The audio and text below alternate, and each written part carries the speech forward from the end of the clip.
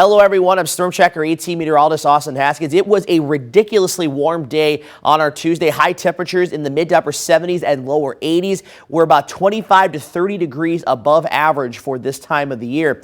Our 80-degree high in Eau Claire, two things on that yesterday. We broke the record of 77 set back in 1950, and we are now in second place all time for the latest high temperature at or over 80 degrees. The latest, October 30th of 1950, and even number 9 was October 19th of 2000. So to say that it has been ridiculously warm the last day or so has been an understatement, and we're starting off our Wednesday that way with a lot of us in the 70s this morning. But a cold front is slowly making its way into western Wisconsin and will continue to do so throughout the day today. And that will bring an end to this ridiculously warm weather.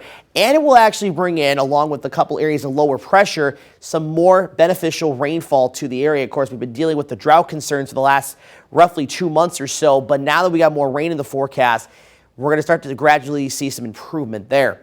So the morning hours, very small chance we could see a shower or two around, but as we get into the afternoon hours, the rain chances are going to increase in coverage and in some cases even in intensity as well we'll have some heavier pockets of rain, maybe some thunderstorms during the afternoon and evening hours. Now, if you're northwest of, say, Chautauqua, Menominee, Baldwin areas, you might not see much rain with this first wave.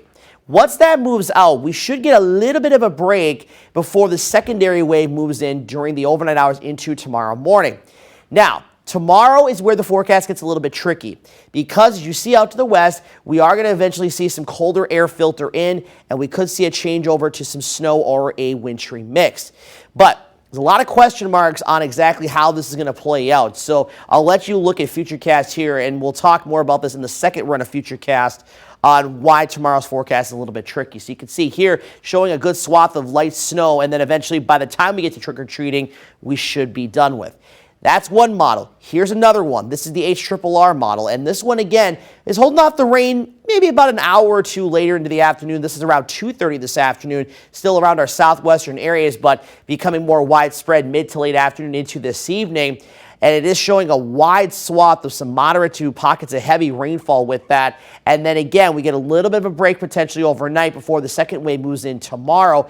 This one, maybe not as aggressive in most of the areas seeing that changeover, but this one is showing some very dark blues and pinks out to the west. But then it lightens up and mostly stays north of 94 and 29 during the day tomorrow, but it still has some rain and snow around by the time we get to trick-or-treating tomorrow evening, so something that we're going to be watching there. But it's a little bit of a tricky forecast because of a couple of reasons. Number one, the track of this low pressure is going to be key. The farther north and west it goes, that would mean we would stay a little bit warmer, and the chances for any snow mixing in or changing over is going to be less. But if it goes farther southeast, that's a little bit of a different story. The other thing we got to watch, the second thing, is if there's going to be some drier air in place that'll try to intrude in. If that happens, that would eliminate or eat away at those chances for rain and or snow. And number three, how fast can temperatures drop tomorrow, late morning and afternoon at the surface and in the upper levels? So there's a lot of things that can, kind of alter the forecast a little bit. And these early season systems, they're kind of tricky in regards to that. So something that we'll be monitoring pretty closely. But the good news is, as I mentioned earlier, some beneficial rain on the way. I'm looking at anywhere from about a quarter to an inch and a half of rain through tomorrow evening. High-end totals could be 2 inches or more in some locations. Now, here's a look at some different runs of Futurecast and what they're thinking for in regards to maybe some snow totals. So this one is mostly widespread, at least some very minimal snow with some lighter to slightly moderately higher totals north and west. Here's another one. This one kind of showing the same thing. This showing the kind of the light snow line from about, say, Ellsworth to Menominee to Cornell, and some much heavier snow up to the north and west. This last one is basically showing nothing, maybe just very, very minimal to the north and west. So again, a lot of variance on how this is going to play out. There is a special weather statement in place for the counties here in blue. I'll get to that in a second. But the better chances for any accumulating snow is going to be up to the north around, say, Bayfield and Douglas counties in Wisconsin, and then along parts of the north shore of Lake Superior stretching back into east central Minnesota. There's a winter storm watch there. They could see upwards of 4 to 6 inches of snow there. But within this special weather statement area from the National Weather Service, what they're highlighting are these three things. The rain changing to snow with a narrow band of accumulation possible, but the confidence is low on where that's going to happen. And if there does happen, there will be some travel impacts. And you can see this includes Rusk, Barron, and Dunn counties west back into central Minnesota. So again, there's a lot of question marks on how Thursday will play out. So I encourage you to stay with us for updates. So again, a quick recap: rain becoming likely starting Wednesday afternoon and ending Thursday evening, at least rain and maybe a little snow, of course, with heavy rain and thunderstorms possible.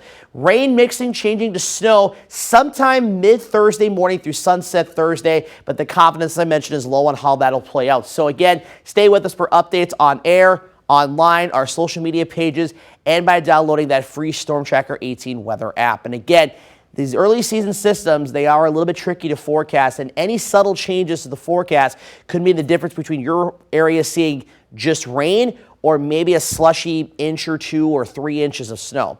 That's kind of what we're looking at this point. There's such a wide range right now. So again, stay with us for updates. Check back in tonight and, of course, tomorrow on Daybreak. 74 for our high today, and again, we'll fall back towards about 60 this evening. 45 tomorrow morning. I do think we may get up towards about 50 very briefly in Eau Claire around 8, 9 o'clock tomorrow morning. Then we'll plummet down into the upper 30s by the afternoon. 28 by Friday morning. Friday looks great, though. Lots of sunshine, high of 50. Saturday's trending, at least during the day, drier, highs up around 60, but then rain chances return overnight, and we're going to see another round of some rain showers around from Sunday all the way through at least Tuesday of next week.